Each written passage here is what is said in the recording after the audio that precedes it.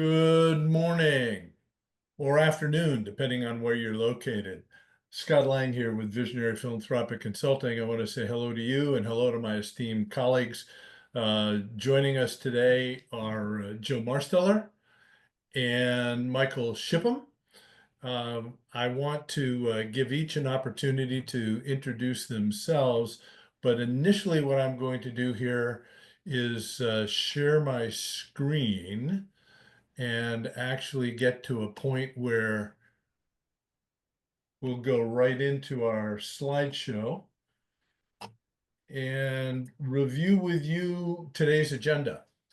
Basically, we want to, set the stage for a mid-year review conversation, and Jill's going to tell us a bit about why we're even having this conversation, and then the type of discussions you would have, and then Michael will jump in and talk about metrics and what to track, and then we'd be delighted to have an open Q&A session following that. So without further ado, I'm pleased to say that Joe Marsteller is an accomplished professional whom I've uh, been delighted to get to know and work with over the course of many years. First, when she was at Fox Chase Cancer Center, and then following her to Ursinus College.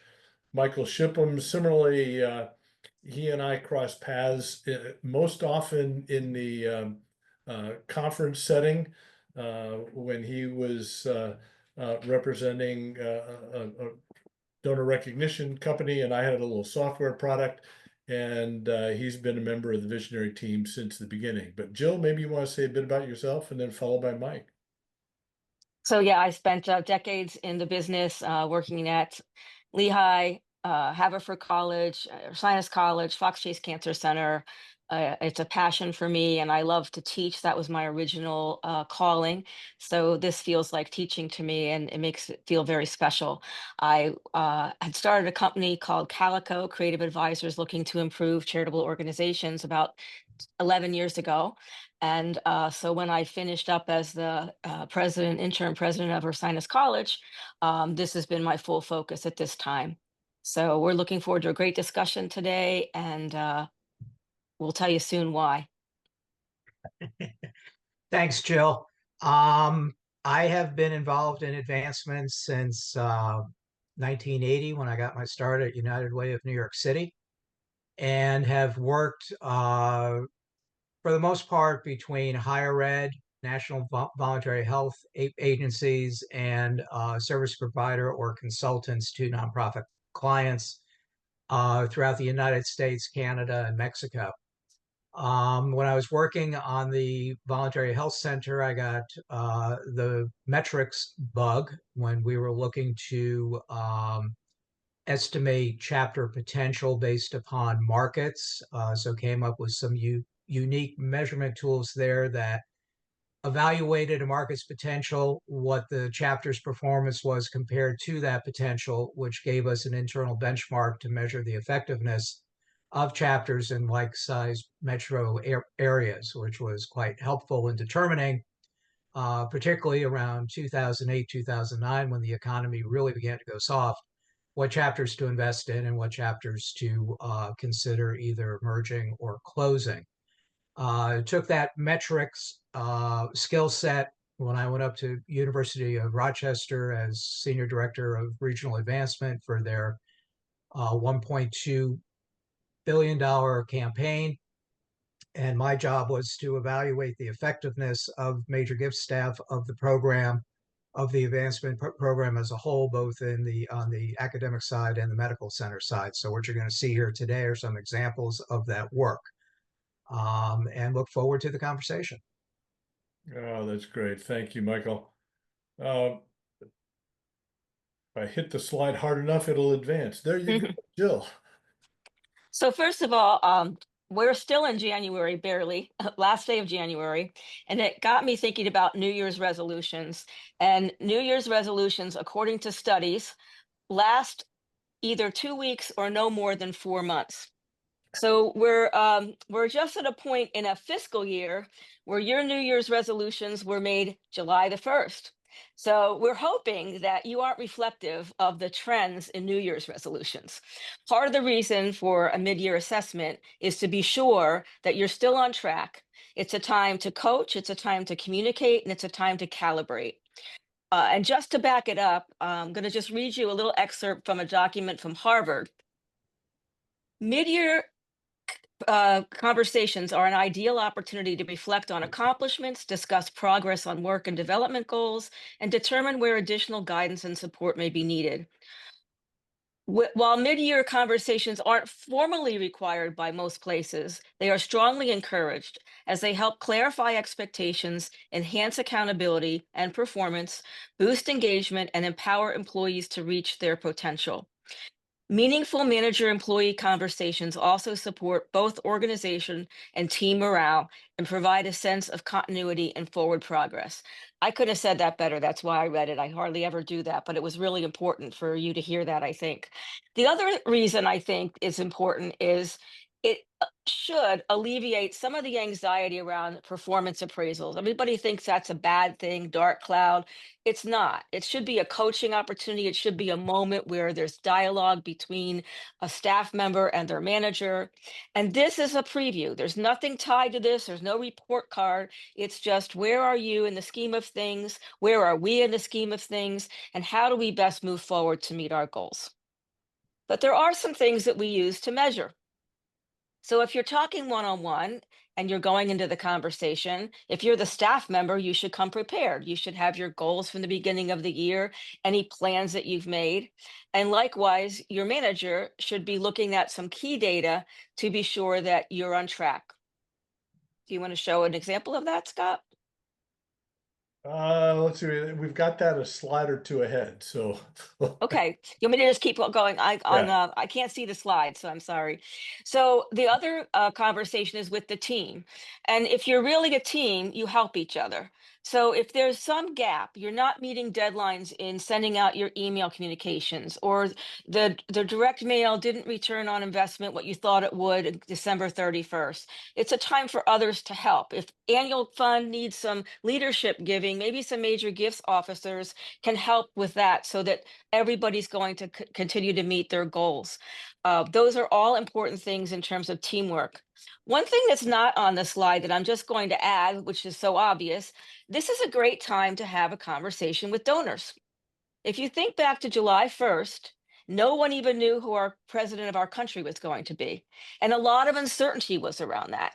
And whether that's changed or not, you don't know unless you have a conversation with donors. You don't know how they feel about the stock market or the whole state of the country with wildfires in California and plane crashes in the Hudson.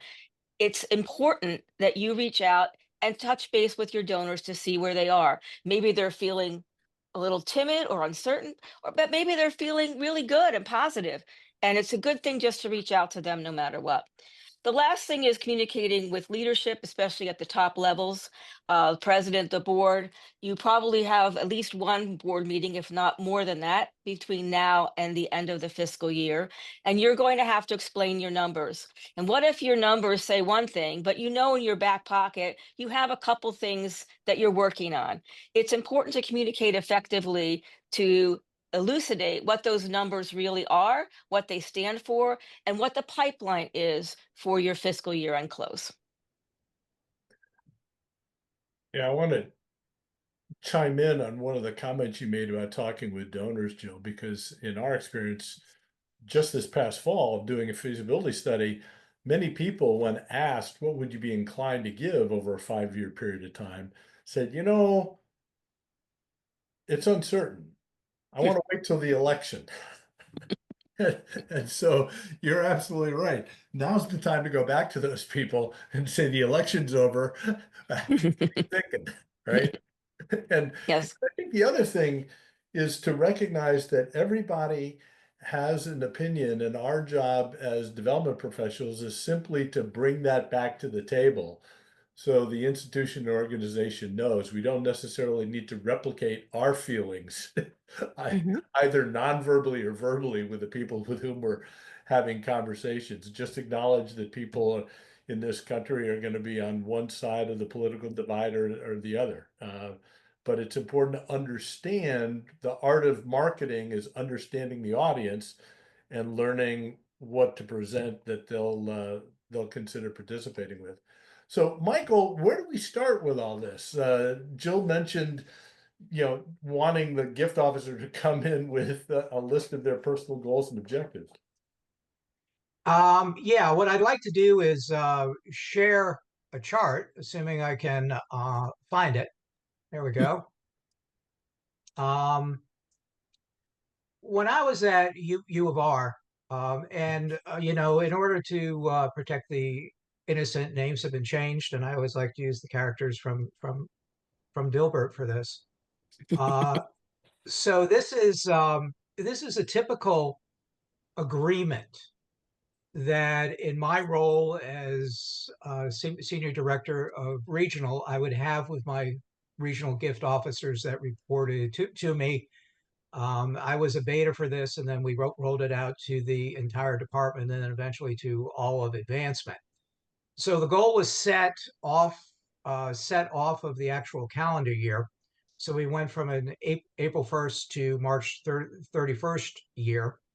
And this basically sat down and looked at what that gift officer and I thought was achievable within the portfolio that they were managing. This was not a number picked out of the air. This was based upon my sitting in portfolio review meetings with prospect research and management and the gift officer to understand where their assigned prospects were, knowing evaluation as to the portfolio, knowing valuation as to those open asks. And then this was based upon what the gift officer thought he or she would be able to close in the next 12 months. In order for goals to be real, they have to be challenging, but they also have to be achievable. So we would come up with a numeric goal, and then that would be further broken out as far as the number of asks. And I don't mean soft asks as far as qualification. I mean a definitive hard ask. And then leadership annual. This was GEC, what at the U of R is referred to as their George Eastman Circle. This is their leadership annual giving society. These were pledges of 7,500 to 50,000 over a 5-year period, separate from a campaign gift. And all major gift officers were expected to have a share of leadership annual prospects and donors in their portfolio. And the major gift officer was responsible for renewing those gifts when they became due. So some of these are going to be new asks. Some of these are going to be renewal asks. And then this is what we expected or what we forecasted the total unit, my share of regional, to raise. And then this is that gift officer's share within that. So this way, everybody has a good sense of knowing what they're accountable for.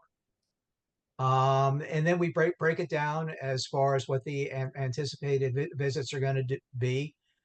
Typically at U of R, the objective was 180 visits per year, 15 a month. What we're going to be doing, and then the number of asks. And then this is the actual agreement. I would sign this, and then the gift officer would sign this. So this was our plan for the coming year going forward. And then we would come up with a second tab, and this becomes the tracking data. As this gets filled in, it all just loads up and fills the appropriate blank parts on the first page.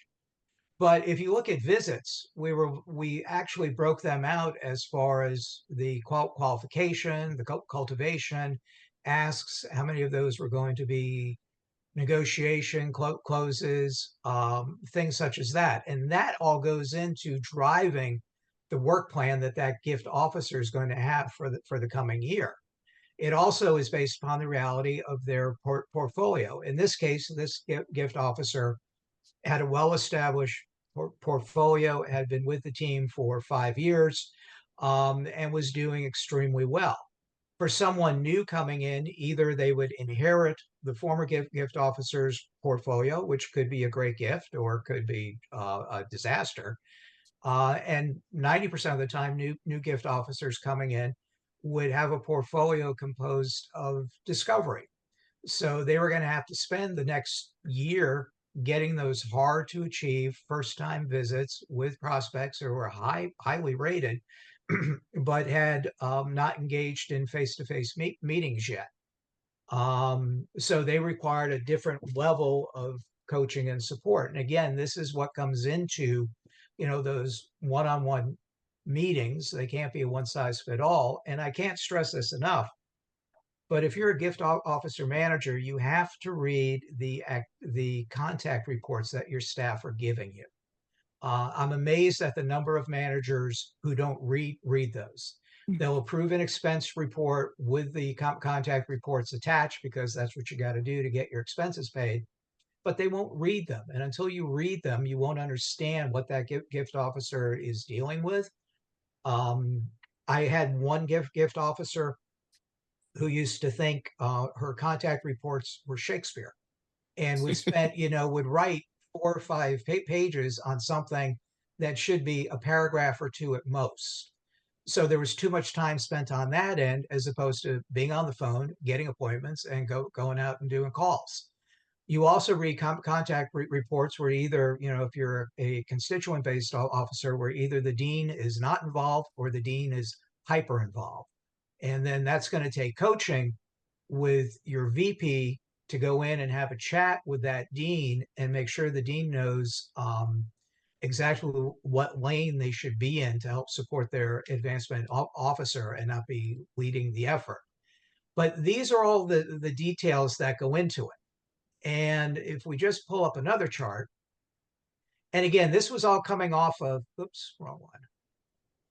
This was all coming off of, we had Advance Oasis, which was a BSR product. So my administrative assistant was just taking reports that came out of Advance, putting the totals into Excel through the magic of pivot tables, able to come up with some tracking. But then this is what we would come up for the team. So as opposed to a leaderboard that just shows the activity for the month, this is what you're looking at as far as the goals for the quarter and the year. So you've got staff, you've got the type of asks you're going to be doing, types of gifts that are going to be closed, the type of dollars they're going to be asking for, and the dollars closed. One thing that came out of asks and closes was if you are receiving as a dollar closed the same amount of money you're waiting far too long in the process to make the ask.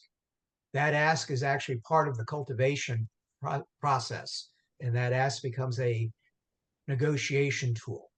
And then you can just, sub tabs, you go through, you're looking at visits, you're looking at gift activity, you're looking at units. So this actually comes in real handy when it's December 1st and the upper tier management comes in a froth and says, we're not going to hit our 6-month goal and we need to do a week of focus. So everybody's got to go out and do twice the number of asks and twice the number of visits. And then we go back in and we say, well, wait a minute.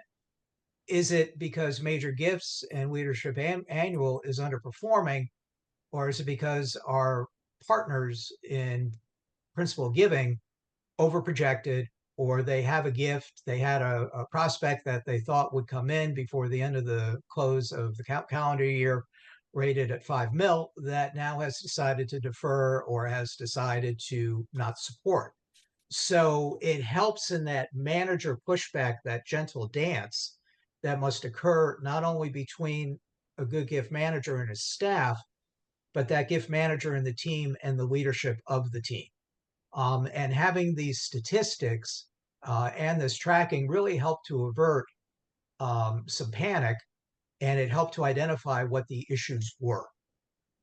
So the other thing, Michael, I would add to that is, and I'm glad you mentioned reading call reports.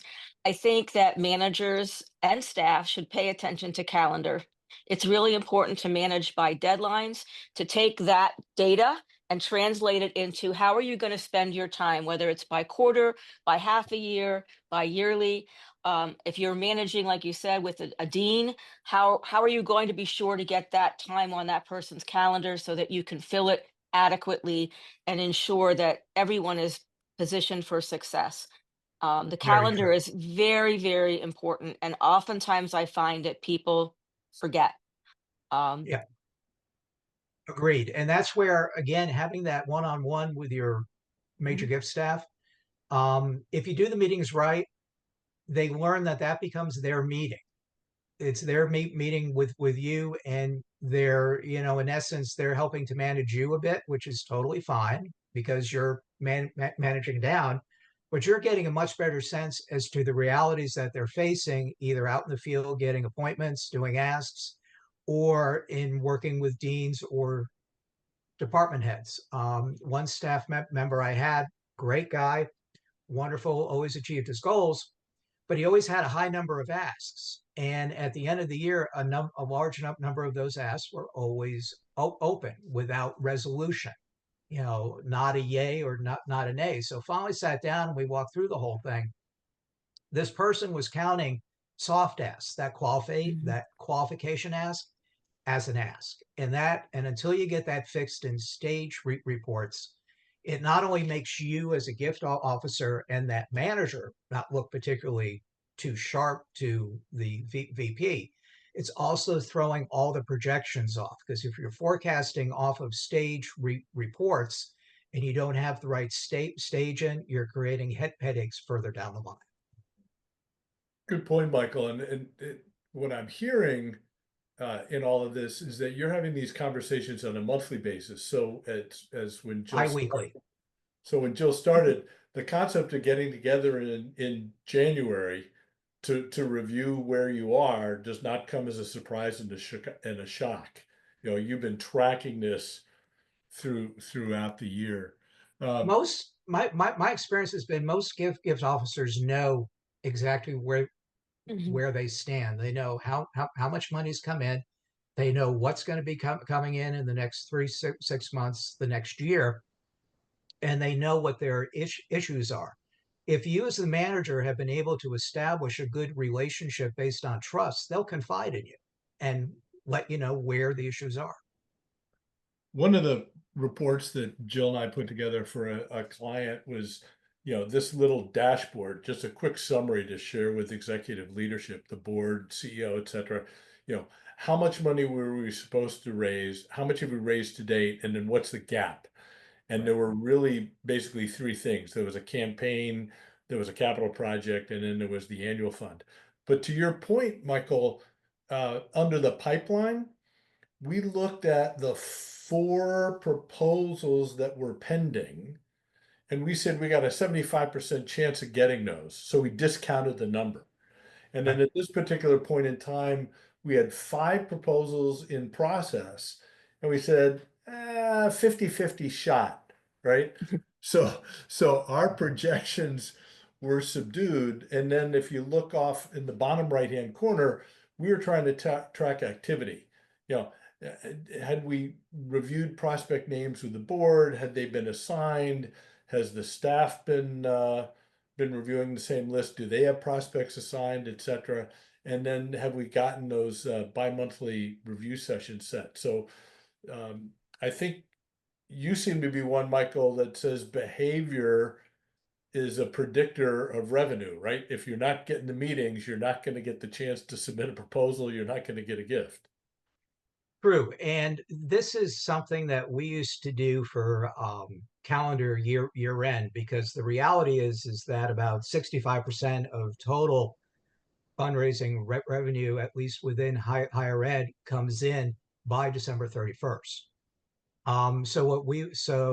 The VP and SVP would begin to get a little sweaty when the numbers didn't look too hot. Then we would go through and look at all open asks. We'd look at the age of those asks, the amount of those asks, the gift officer in charge of those asks.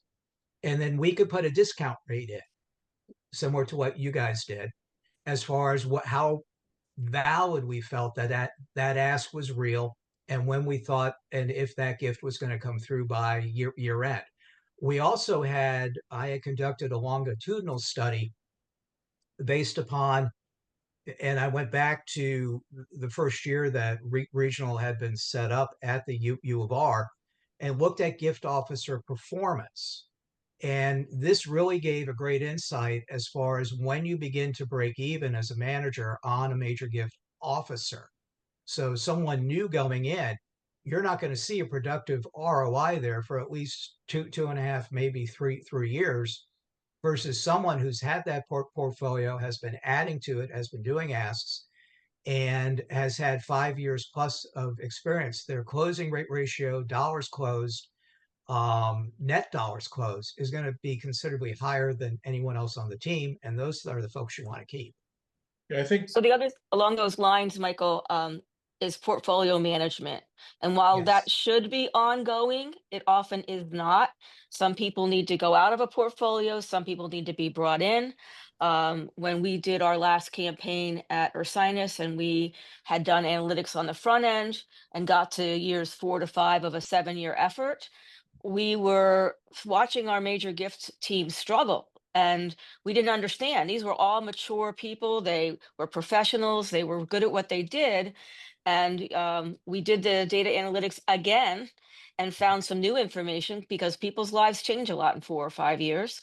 And we rebalanced portfolios and we put forward more effort. So instead of just the cultivation activity, maybe taking up 20% of the time, that's going to take up 10% of the time. And the other 10% is going to be frontline fundraising based on a rebalanced portfolio. And it was incredibly successful. yeah, I am a real fan of quarterly portfolio review meetings with each gift officer. This is a small group.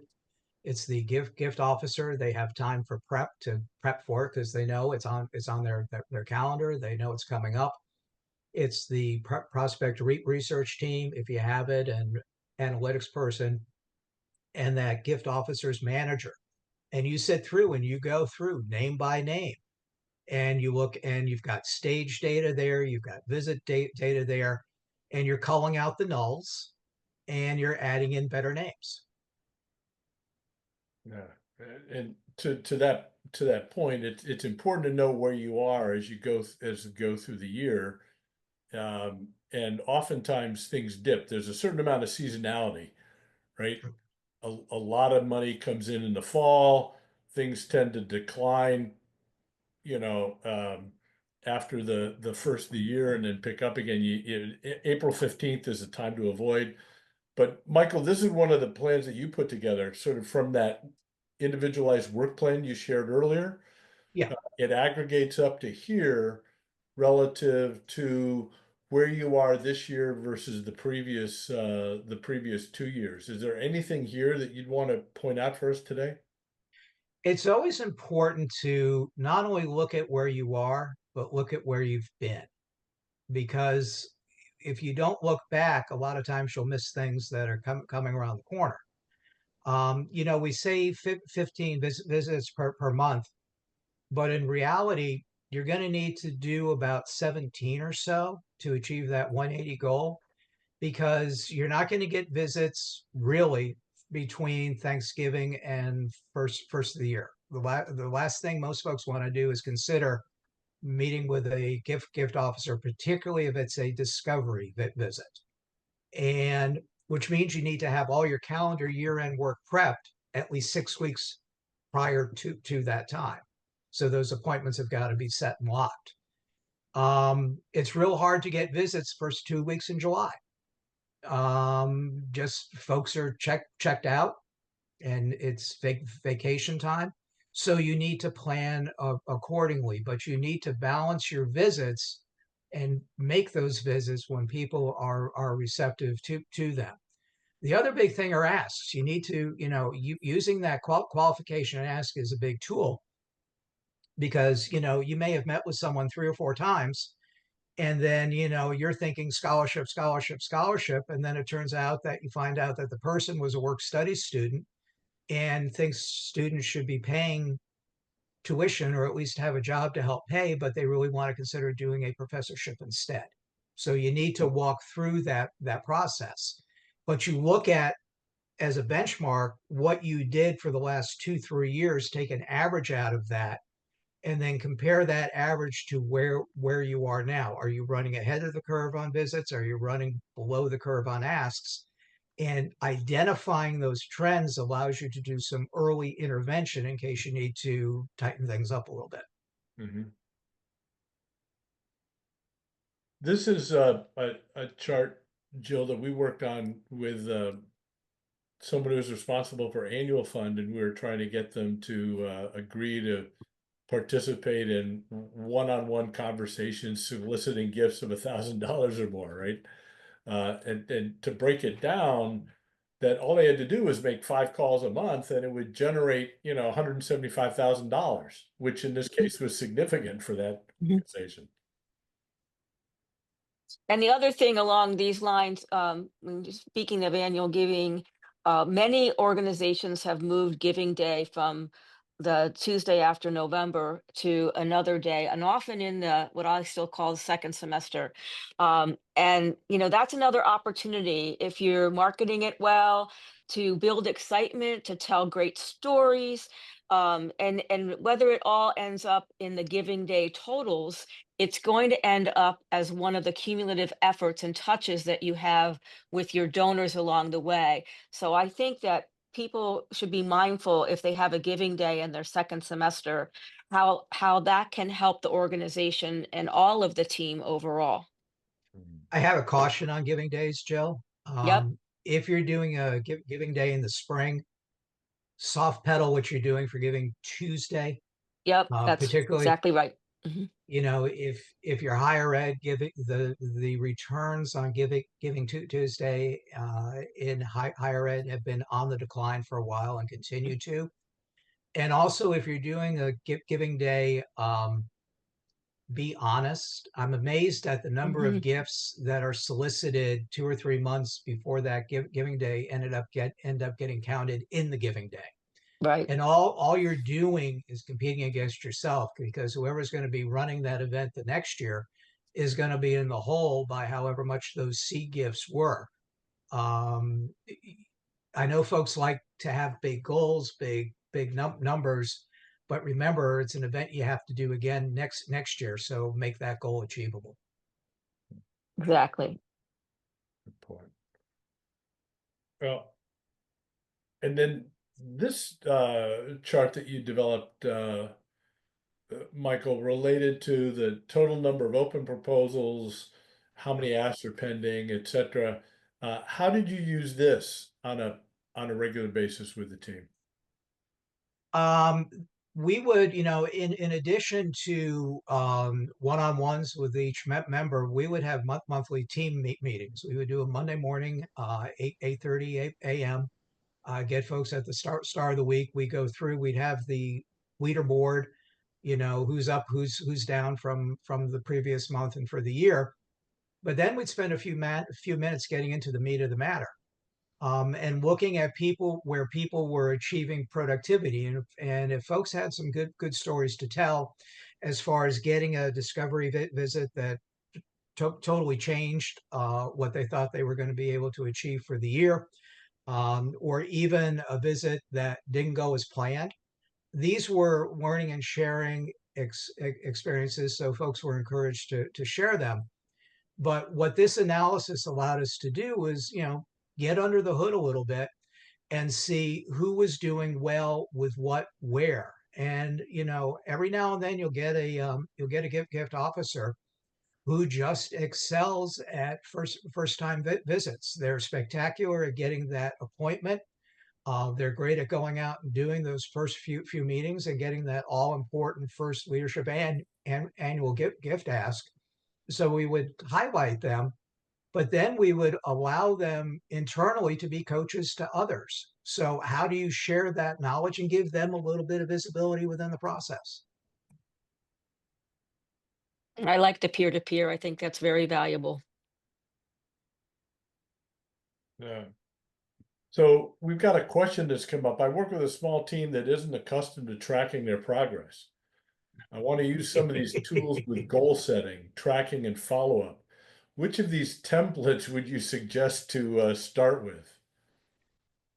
I would do the one that you can support in the easiest manner. Depending upon what your database is, what sort of canned reports you have there, as well as what sort of metrics you currently have in place. There's currently a move of conversation to move away from visits and asks and closes to go to more softer things. But visit, asks, and closes have been the cornerstone of what we do for a very long time. And you have to define what a visit is. A Right. visit is a one-on-one meet. Either the only time it's two on one if it's the prospect's spouse or significant other. Um, they are visits that occur outside of an event. So going to an event and seeing 5 folks does not mean you had 5 visits. Um, you have to define what a visit is, you have to define what an ask is, and you have to define what a close is. And then you have to tell staff that this is what they're going to be measured on and held accountable to.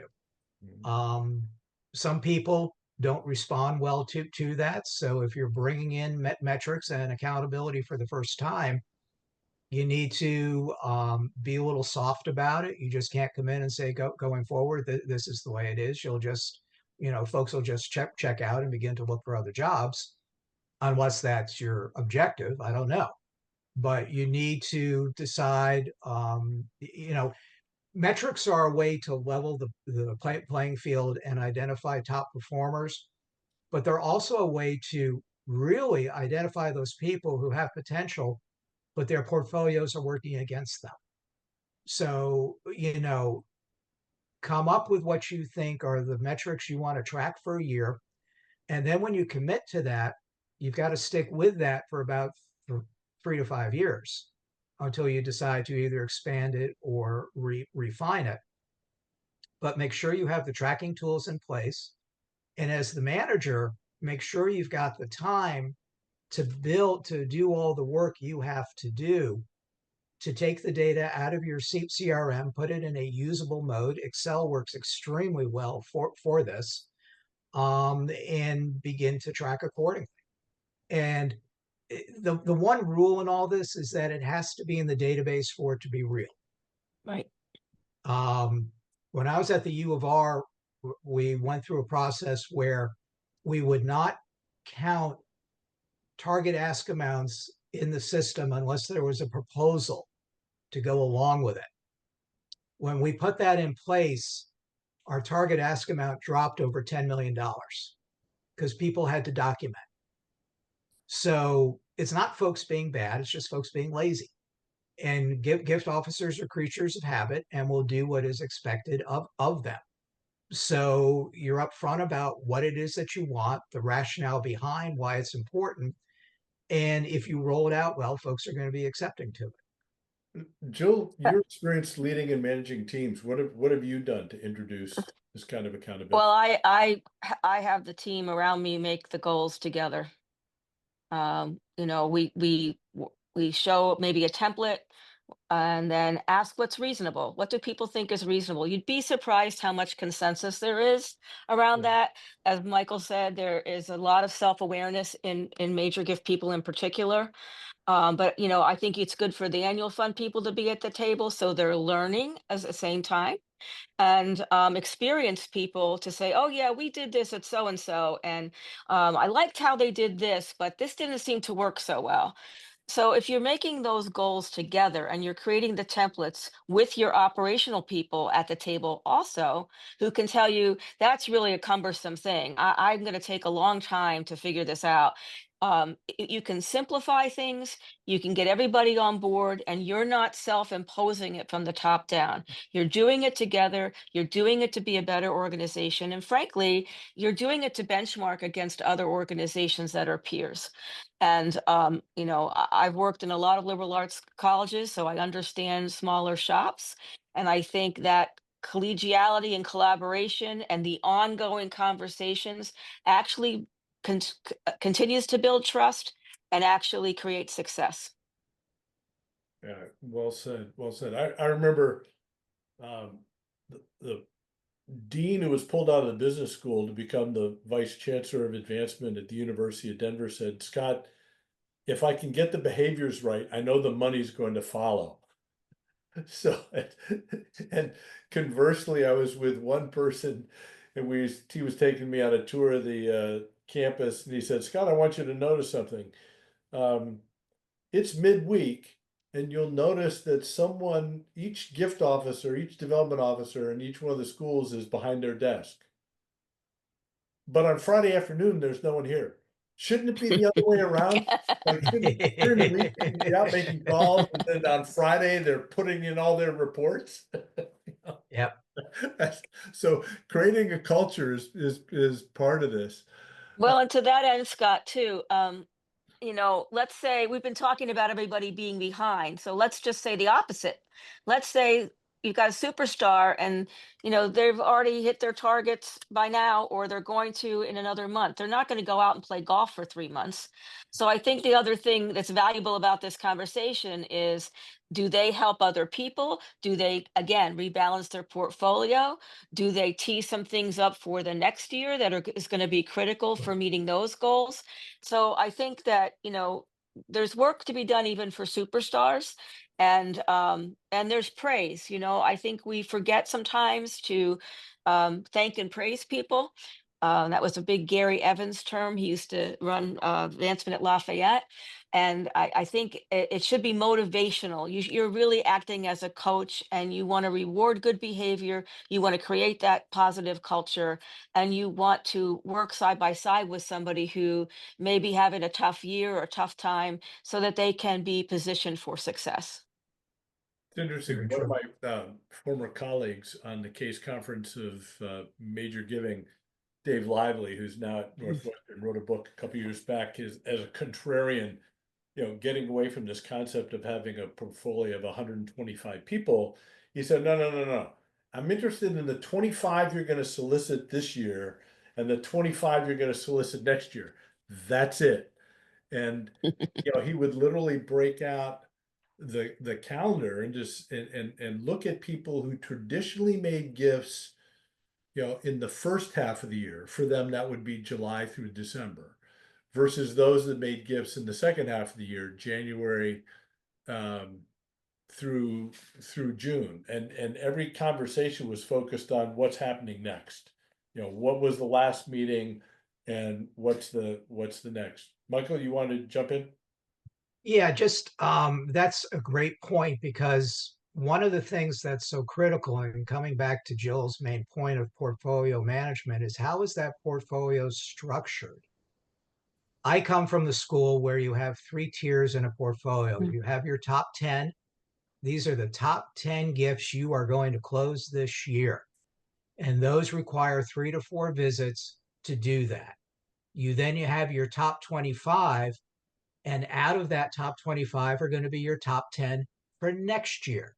And those top 25 require 3 to 4 visits. So right there, you got 140 visits at the top end to get you through the year. Mm-hmm. Then you've got the balance of well-qualified discovery level prospects who need qualification, who have to be seen. And these are the people you're going to go through, and you're going to either identify as null, or you're going to solicit for leadership annual, or you're going to begin to put them on the track for major gifts, because in another year or two, they might become your top 10 or top 25. It's not just about the portfolio you have today. It's about the portfolio you're going to have next year and the year after that. So there was a question came up, and that was, how do you engage board members in connecting with prospects and donors? And do you have expectations of trustees to contribute a percentage of total giving? In other words, themselves and their contacts or networks. Is that built into the plan? Joe, you want to go It first on it that? it it Start it it first. it it it normally would be, but you'd have to assess your board, just like you would any other prospects, and you would have benchmarks for them just as you would any others. Maybe it's, 20%, maybe it's 40% of goals. I've done both. I've done more than that. But you have to assess the capacity and the proclivity of the board members. You have to be honest up front. When somebody is joining the board, you need to tell them what their expectation is. Is there a philanthropic expectation? What is it? Is it the top three charities? Is it a number? You need to be clear. That way, it's just like having a mid-year conversation. They're not surprised when you're coming to them for a leadership gift to a campaign. They've already been asked. So that's the high level. At the advancement committee level or at a campaign steering committee level, again, you need to tell people what they're going to do. Does one person have responsibility for an area like scholarships? Does another like athletics? How can you engage them in a specific priority of the campaign?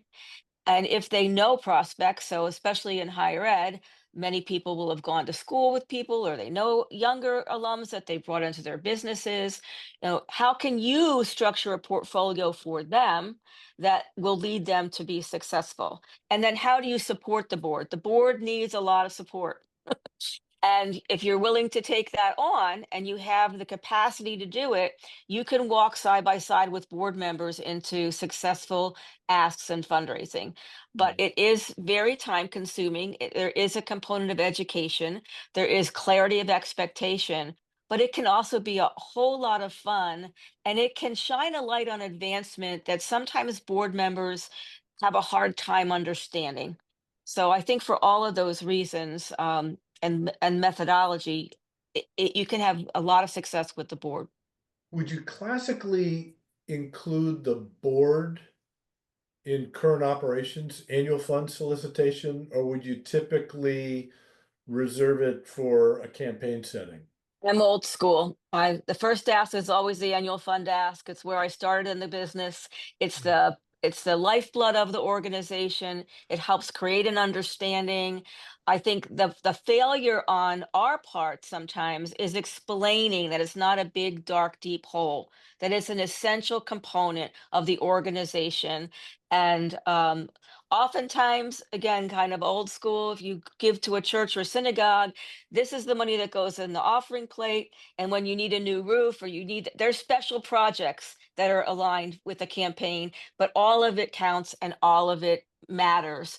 And I think it's our failure if we don't tell that story to really motivate people to give even the smallest gift that they feel they're capable of, that matters, especially multi-year. So multi-year asks, recurrent gifts, so it's easy.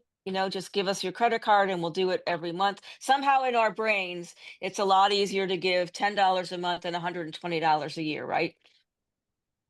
There you go. This is why it's critically important to have effective nominating committees, Hmm. why members of the board, members of the advancement committee, officers of the board need written job descriptions.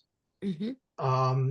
The role of the nominating committee is to ensure two things: a fresh supply of blood to the organization for volunteer leadership roles, but also to each year assess, did the volunteers individually meet their accountabilities to the board, and did the board as a whole meet its accountabilities to the institution?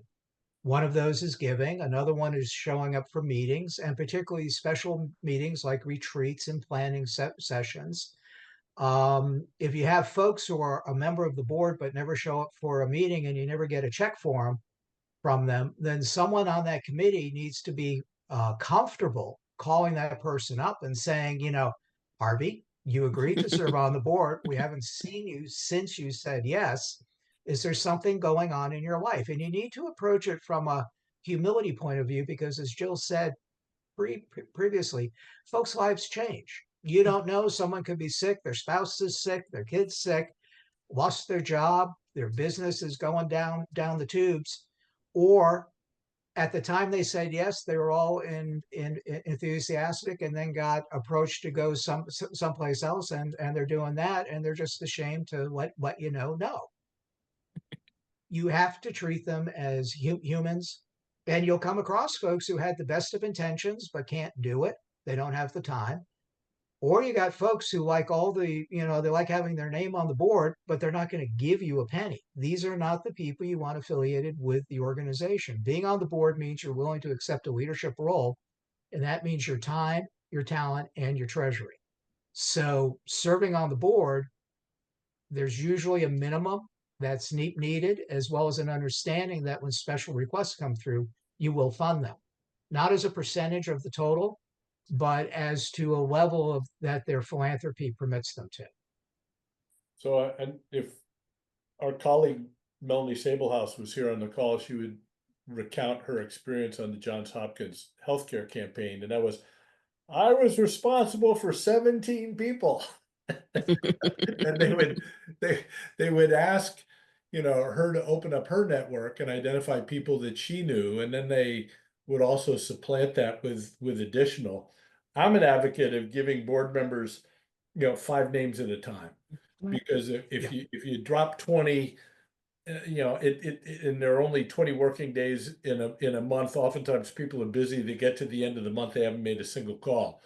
But if you deal with 5 names, that could translate roughly just over 1 call a week, that's more manageable, reasonable, and as soon as they finish that lot, you move on to the next. But like my colleague Josh Burkholdt says, a prospect pool is not supposed to be a reservoir, it's a stream. So you mentioned the mid-campaign recalibration, and I think that's important. I interpreted from Michael's conversation that there was constant conversation, at least quarterly, about prospect review, and I think that's a big part of this. One of the individuals that's participating in this call said, right now they're behind plan. So if you were sitting down, here we are in January, and we had to raise $6 million, we should be at least at 3. Maybe we're, $1.7 million. What would be the things you would look at, and what might you change both on the major gift side and maybe, on the direct marketing side? If it was me, I'd ask where are we short?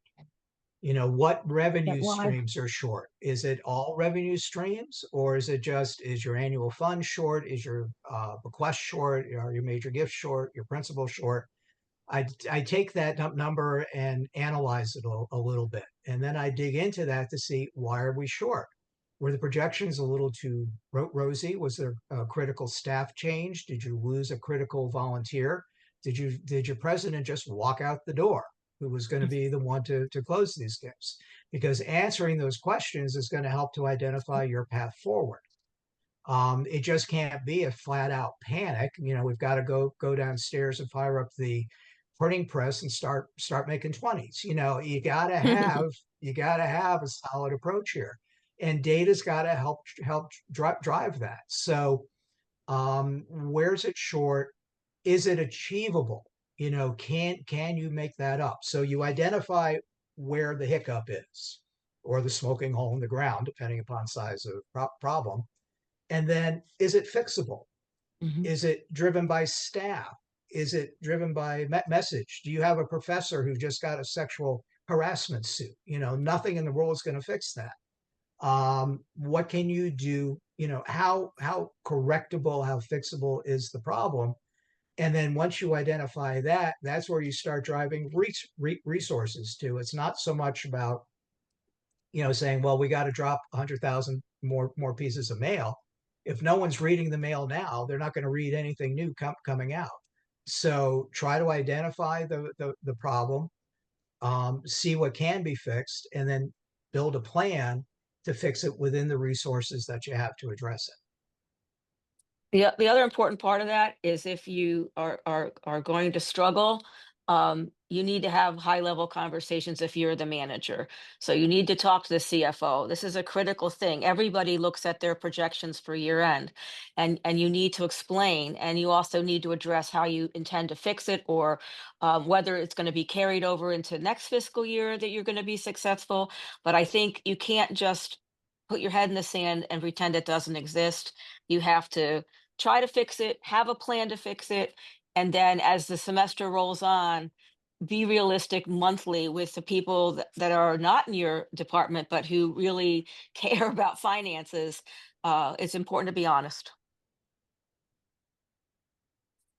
And that conversation between finance and advancement, I think is an important one to navigate, because what the general standard accounting practices are differ from how we steward and record commitments and gifts. So there may be a development report at a monthly board meeting that shows one number, but the cash that you can actually spend, which is on the the finance officer's report, is different. Would you have little footnotes there to say, this is a commitment? Well, there may be footnotes. I love doing joint finance and advancement committee meetings. Mhm. Everybody's in the same room. You have to prepare with the person who is in finance, and then you jointly present the numbers. You should be reconciling every month with finance anyway. And so if you're reconciling on a regular basis and the CFO has knowledge of working with nonprofits, this should be a no-brainer. Mhm. Totally agree. Yeah, I'm so happy that you brought that up, and it was a good conversation. I'm going to move us to a close here, since we just have a few minutes. I'll give an outright plug for our methodology, which is to start with an empirical assessment, as Michael has pointed out.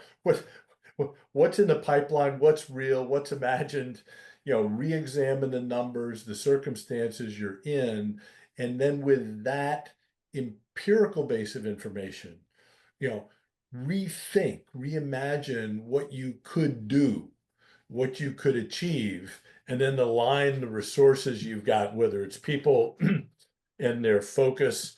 Maybe you pull a very competent annual giving officer, but it works so well with people, she could take a portfolio and begin to make calls, and she's never done that before. Realign your staff. Maybe you pull money, you don't do the thing that costs quite so much, the four color print. Instead, you make a trip to the one person in Naples, where it's warm while everyone else is cold, and get a meeting on the table. But again, I want to thank you both for your time this afternoon. Your email addresses are here on this last slide. Shortly after this is over, we will get from Zoom a copy of the recording. That'll get loaded up to our website, and all this will be available. There was at least one individual who was interested in a copy of the template that Michael shared. So if you email into us, we'll be happy to get that to you. We redacted the names of the actual gift officers and replaced them with the names of the characters in The Simpsons, just because there were 20 or so of those, and that covered the number we had on the spreadsheet. But thank you, Jill. Always a pleasure. Thank you. Michael, appreciate you as well, and we trust that everyone has a wonderful weekend and a short and productive February. Yeah. Bye-bye. Bye-bye. Thank you.